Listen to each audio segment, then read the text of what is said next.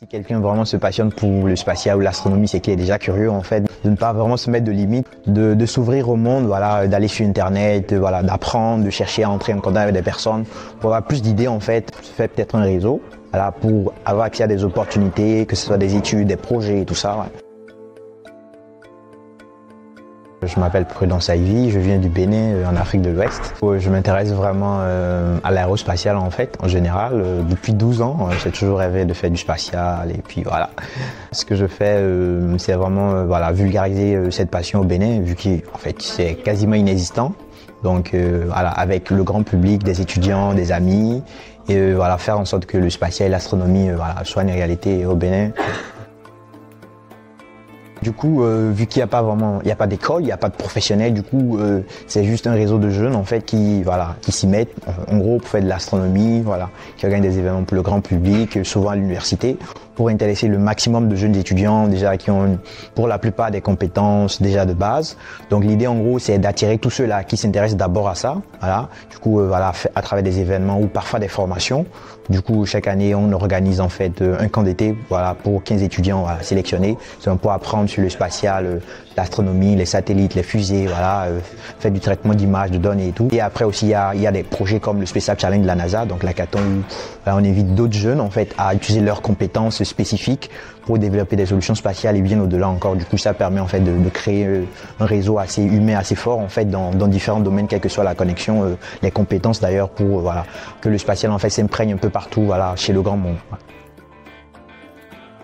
Les projets qu'on développe au Bénin, en gros, c'est un peu tout. L'astronomie, l'aérospatiale, le spatial plus précisément. Bon. Donc l'idée, en gros, c'est de faire vraiment des projets assez stratégiques et structurants pour qu'en fait, voilà, on puisse vraiment avoir des éléments dans différents domaines. Donc l'un des projets à venir en astronomie, justement, c'est de construire un observatoire astronomique, justement, et d'avoir un master en astronomie astrophysique, voilà, d'ici les 2 prochaines années. Et plus dans le spatial, en gros, c'est plus des projets d'ingénierie, justement, faire un nanosatellite par exemple, voilà, expérimenter des systèmes spatiaux avec un ballon à haute altitude. Et puis après, pour les étudiants voilà, qui se passionnent pour le spatial, faire une compétition de fusée où les universités pourront voilà, compétir. Voilà. Donc c'est un peu ça les projets. Ouais. Donc je suis en France justement pour participer au colloque de l'astronomie, donc pour l'éducation de l'astronomie en Afrique francophone. Du coup, j'ai été invité donc pour représenter le Bénin, parler des actions en fait pour l'enseignement de l'astronomie.